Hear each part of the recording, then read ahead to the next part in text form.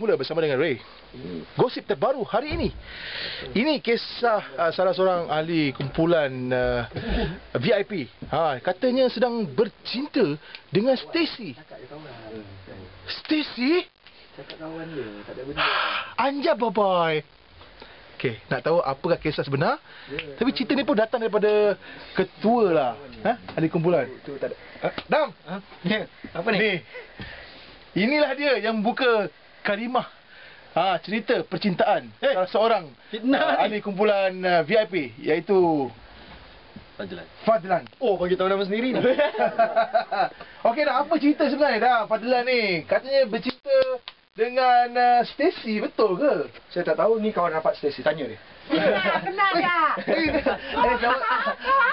No comment. Mengaku je. Ada. Cerita. Tanyalah tuan punya badan. Ini tuan yang punya badan lah, yang katakan bercinta dengan Stacy. Tak adalah, tu kawan-kawan rapat je. Ni gosip-gosip je. Tolonglah bagi tahu. Mana kamu? dari mana datangnya detik untuk ingin bertemu, berkenalan dengan Stacy? Tak adalah, sebenarnya VIP sebenarnya memang dah lama rapat dengan ni Stacy. Diorang kan dulu backup Stacy. Diorang jumpa lah. Kita tak tahu pun Stacy.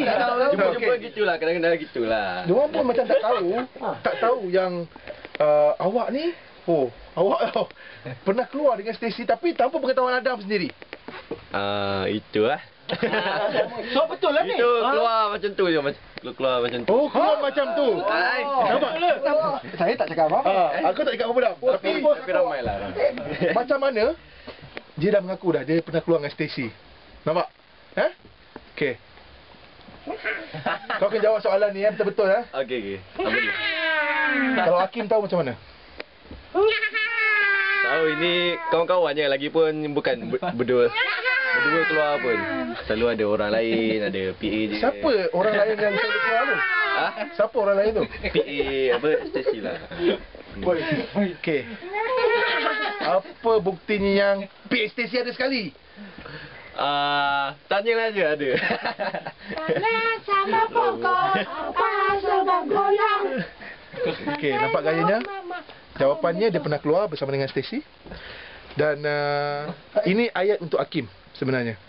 Hakim, lu fikirlah sendiri. Tak ada gurau-gurau yang percaya itu lakonan semata-mata. Lakonan dalam gosip, ruangan gosip ni kan. Yes. Kau betul-betul. Adam yang cakap.